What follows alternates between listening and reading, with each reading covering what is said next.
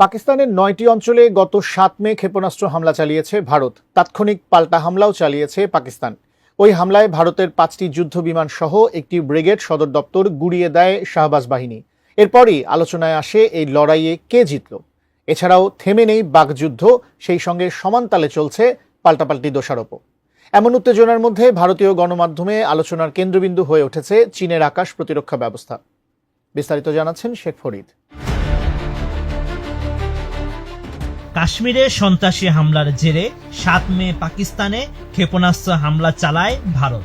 ওই হামলায় পাকিস্তানের সীমান্ত টার্গেট হলেও মূলত মসজিদগুলোকে হামলা করে মোদি বাহিনী।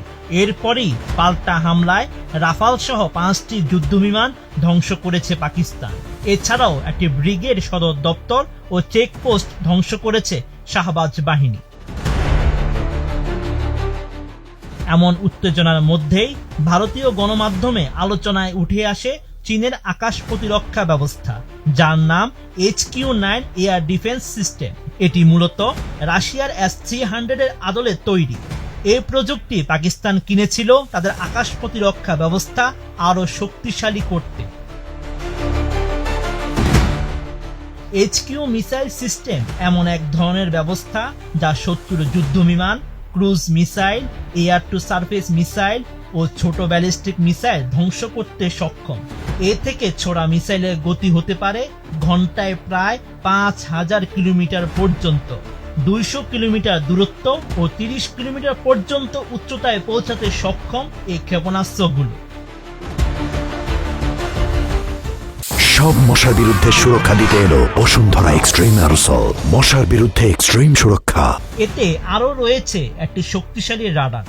১২০ কিলোমিটার দূর থেকে লক্ষ্য শনাক্তে সক্ষম এটি। একসঙ্গে প্রায় ১০০টি লক্ষ্য ট্র্যাক করতে পারে এই রাডার। এছাড়া ৫০টিরও বেশি লক্ষ্যবস্তুতে হামলা চালাতে সক্ষম চীনা এই ক্ষেপণাস্ত্রটি। অপরদিকে ভারতীয় গণমাধ্যমের দাবি, চীনের তৈরি এই প্রতিরক্ষা সিস্টেম পাকিস্তানের কোনো কাজেই আসেনি। এ নিয়ে ভারতীয়দের ট্রলের শিকারও হচ্ছে পাকিস্তান। বলা হচ্ছে বন্ধুদেশ চীন ঠকিয়েছে শাহবাজ সরকারকে। কিন্তু রণক্ষেত্রের ফলাফল বলছে ভিন্ন কথা। ভারতের আক্রমণের পরই ফ্রান্সের ৩টি রাফাল, একটি Su-30 MKI, একটি MiG-29 ফালক্রাম ও একটি ড্রোন ধ্বংস করে দিয়েছে পাকিস্তান বাহিনী।